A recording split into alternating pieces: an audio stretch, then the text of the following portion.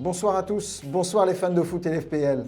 Tous mes meilleurs vœux à l'occasion de cette nouvelle année et bienvenue dans cette toute nouvelle émission proposée par la Ligue de football des Pays de la Loire.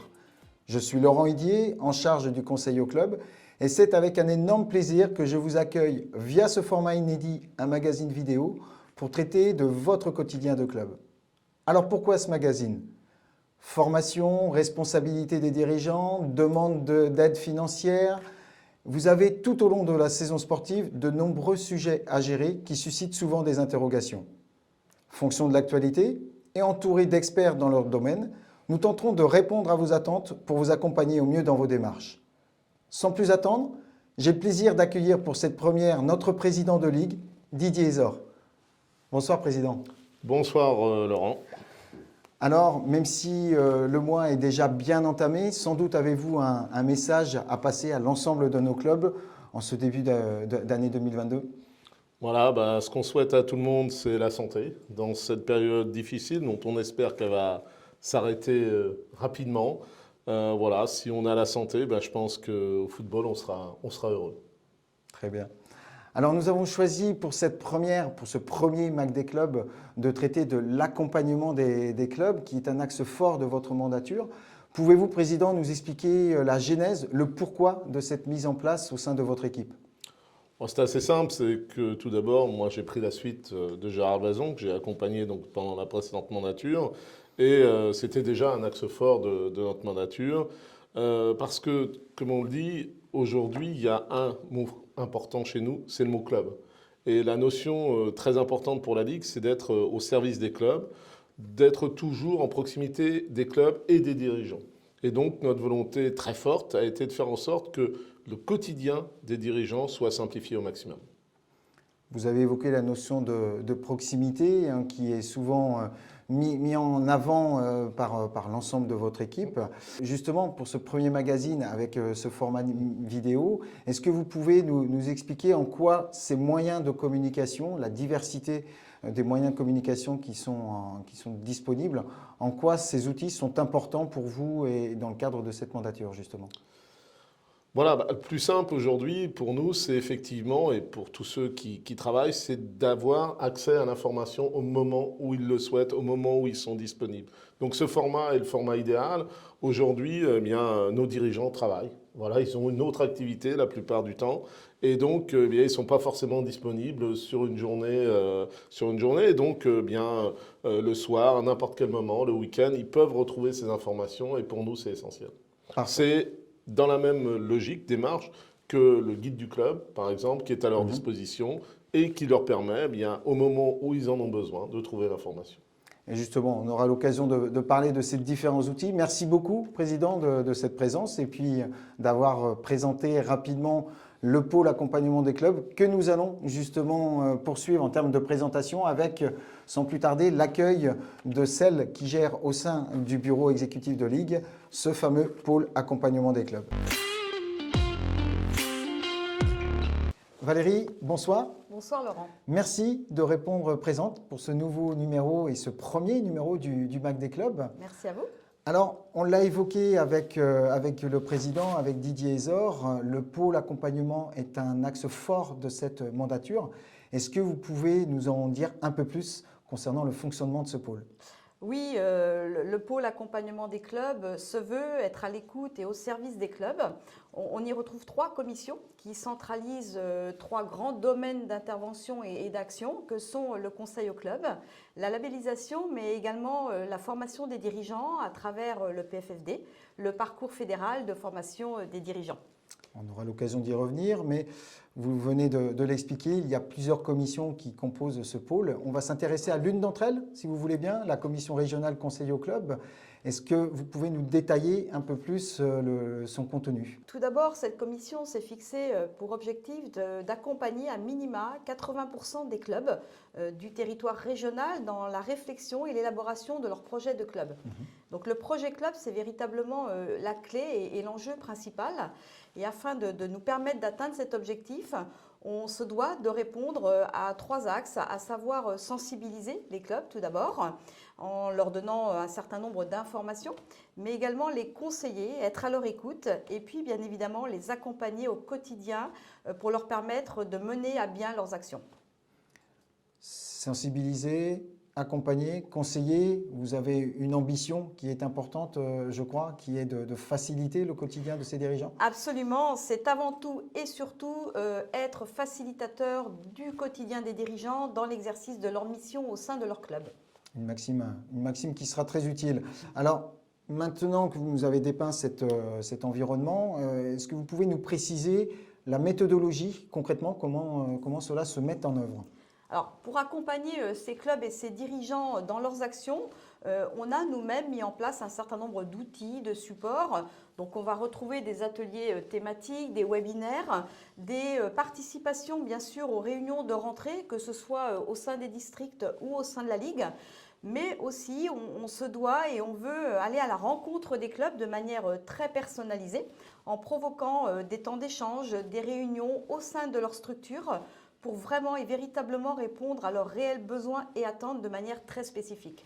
Donc c'est un réel travail de proximité que vous proposez. Oui. Et je crois savoir que vous avez aussi mis en place certains outils, notamment un outil documentaire au service des dirigeants clubs. Oui, alors cet outil documentaire, c'est un outil collaboratif, à la fois au sein de la Ligue et de manière interne au niveau de chaque service, mais également au sein des districts, qui est enrichi afin de donner le maximum d'informations et de permettre aux dirigeants de trouver les conseils dont ils ont besoin. Et on retrouve encore cette notion de facilitateur du quotidien que vous évoquiez il y a quelques instants. Autre service innovant, je crois savoir que vous accompagnez les clubs qui sont employeurs. Oui, on ne s'arrête pas à accompagner et à conseiller les clubs, mais vraiment de les assister. Donc, ils ont possibilité de bénéficier d'un service plutôt en direction de la fonction employeur, à savoir un service qui permet d'assurer la gestion plutôt comptable, notamment l'élaboration des bulletins de salaire, mais aussi des contrats de travail. Ah oui, donc c'est une palette complète que vous proposez au club. Absolument. Très bien. Alors, exactement. Justement, Valérie, pour illustrer vos propos, je vous propose d'avoir un témoignage précis et directement le Maine-et-Loire, où nous avons été accueillis au clubhouse du F2C, le football Chalonnes-Cheux-de-Fonds, accueilli par l'un de ses 3 coprésidents, Philippe Baudouin, qui va nous faire part de son témoignage et du pourquoi de son appel au service conseil au club.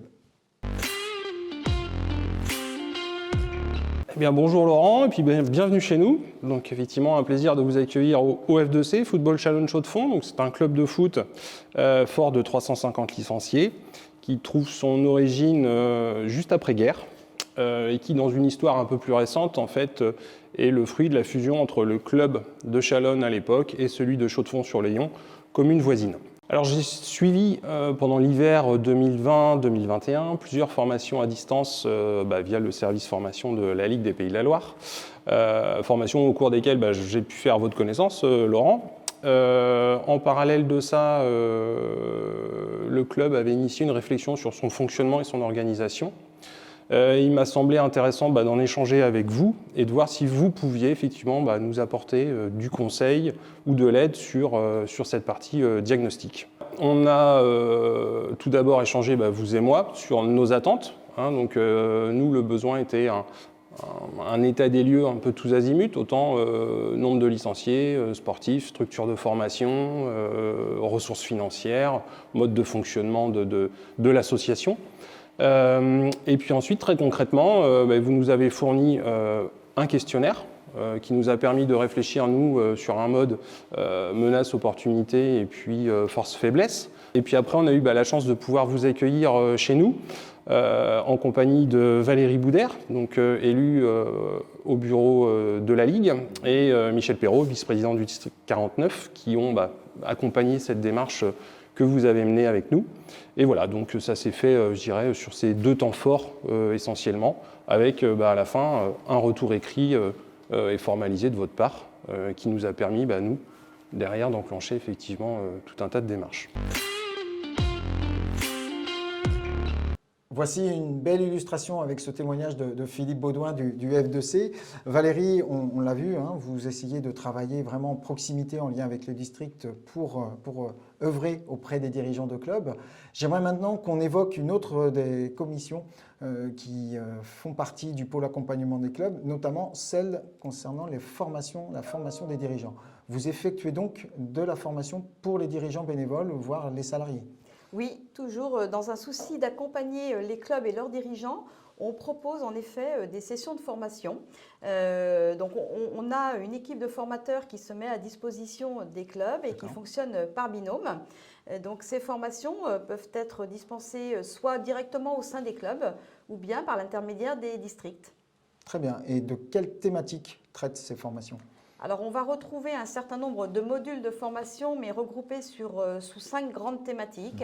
On a tout d'abord la connaissance de l'association. On va bien évidemment retrouver toute la notion de projet de club, mais également la ressource financière, la communication et la fonction employeur. Donc 5 thématiques forcément très utiles pour gérer un club et ce, quelle que soit sa mission. Alors, dans le schéma que vous avez mis en place, comment concrètement cela se passe?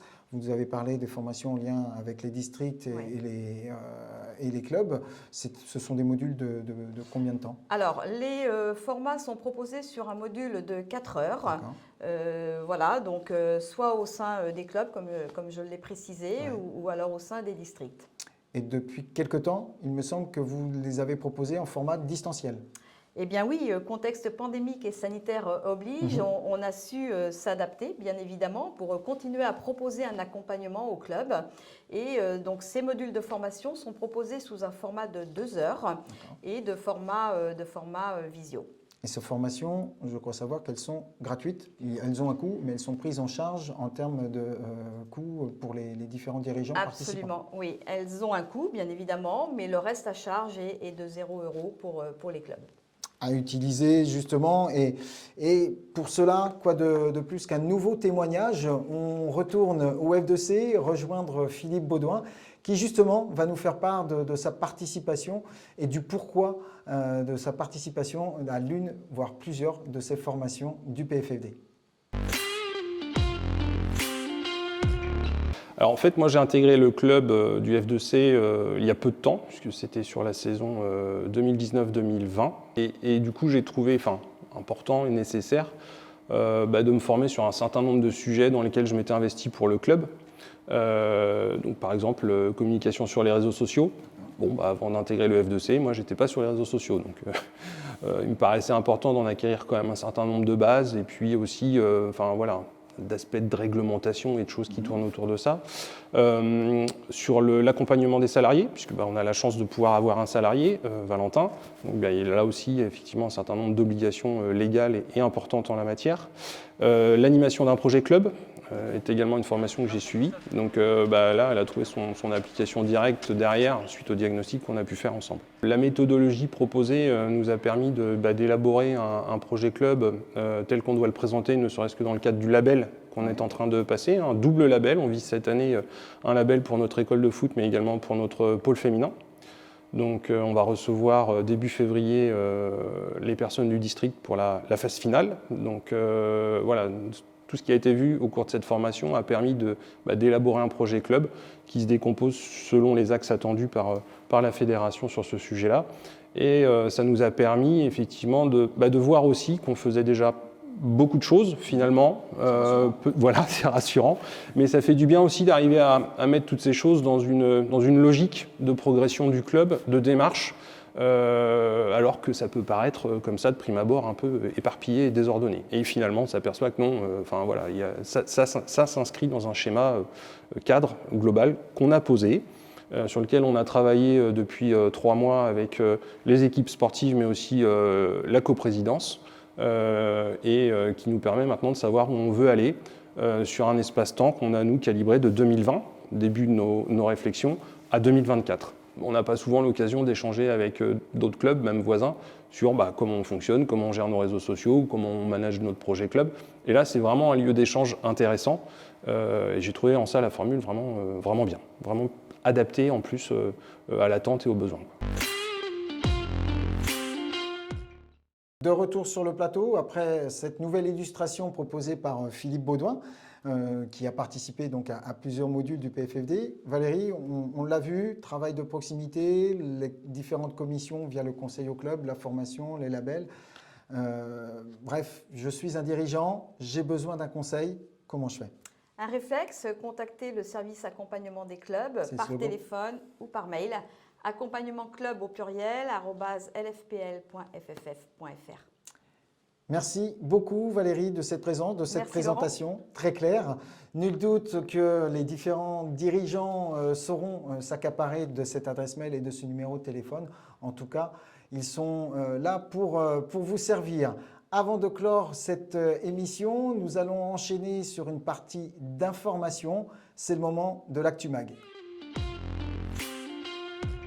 L'ActuMag, c'est la séquence d'informations qui est censée vous apporter les informations d'actualité pour vous faciliter votre quotidien de dirigeant. À commencer justement par cette première info, Valérie vous l'évoquait via le parcours fédéral de formation des dirigeants, eh bien le lancement de la programmation pour ce mois de février et tout début mars, des différents modules en visio disponibles, 9 sessions donc qui sont en ligne. Vous avez juste à vous rendre sur le site de la Ligue de football des Pays de la Loire ou via le guide du club, rubrique formation et dirigeants, pour pouvoir vous inscrire et en faire profiter vous-même, voire l'ensemble de vos dirigeants. N'hésitez pas à en user et en abuser.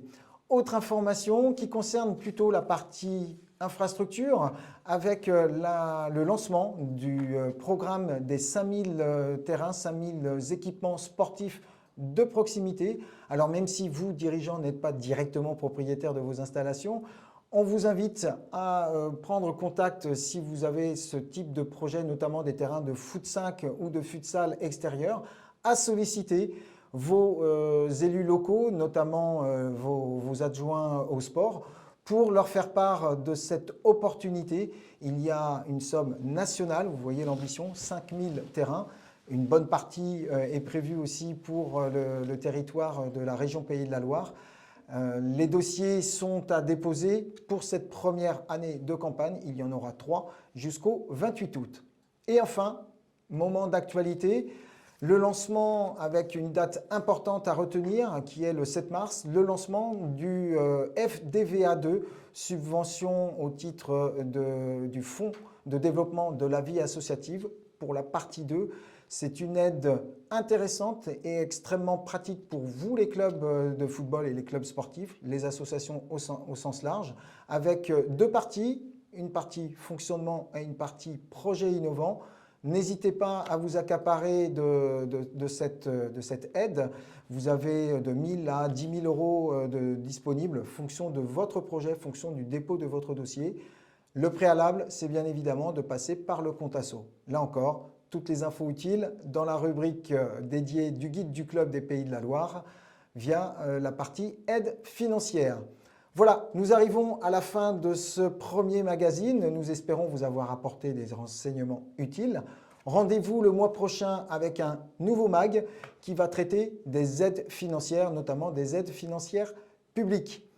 Avant de clôturer, je tenais à remercier toute l'équipe qui a œuvré au montage de ce premier magazine. Bertrand, David, Guillaume, Anaïs, Angèle et bien évidemment Corentin et Cyril. J'espère vous retrouver nombreux le mois prochain. Et en attendant, n'oubliez pas, ensemble, soyons prêts, soyons foot.